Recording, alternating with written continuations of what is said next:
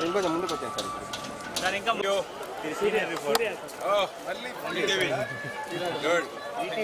సూర్య ఆయన సూర్య ఏదైనా వచ్చారు అంటే మన బ్రాండెడ్ కాని వాళ్ళు రారు కదా. బ్రాండ్ అది బ్రాండ్ అన్న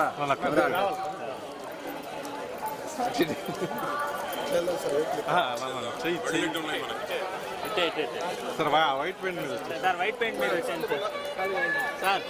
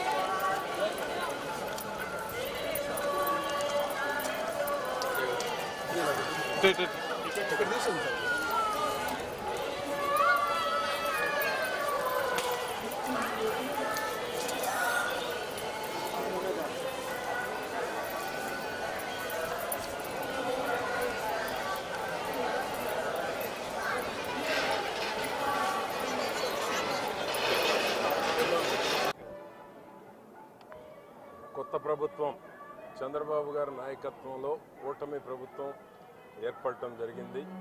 5 కోట్ల మంది ప్రజల యొక్క ఆకాంక్ష అభివృద్ధి సంక్షేమం జరగాలని, అమరావతి పోలవరం పూర్తి కావాలని, ప్రజలకు నచ్చినటువంటి ప్రజాపాలన అందించాలని ఏదైతే ప్రజలు కోరుకుంటున్నారో అటువంటి పాలన 12వ తారీఖు ప్రమాణ స్వీకారం జరిగినప్పటి నుంచి మార్పు చూస్తూ ఉన్నారు. జగన్మోహన్ రెడ్డి ఏ విధంగానైతే 5 ఏళ్ల పరిపాలనలో ప్రజలు విసిగి వేసారి స్వాతంత్రం వచ్చినాక ఎప్పుడూ రానంత మెజారిటీలు అనేక నియోజకవర్గాల్లో 93% సీట్లు కూటమి గెలవడం అనేటువంటి చరిత్రలో ఇదే నాకు తెలిసినంత వరకు. స్వాతంత్రం వచ్చిన తరువాత ఇంత పర్సంటేజ్ రావటం, స్వాతంత్రం వచ్చినాక అనేక నియోజకవర్గాల్లో ఎన్నడూ లేనంత మెజారిటీ రావటం. దీనికి కారణం ఏంటంటే 5 ఏళ్ల పాలన మీద విసిగి వేసారటం, తీసుకున్నటువంటి నిర్ణయాలన్నీ ప్రజల ఆమోదం లేకపోవటం వల్లే ఈ యొక్క తీర్పు ప్రజలు ఇవ్వటం జరిగింది.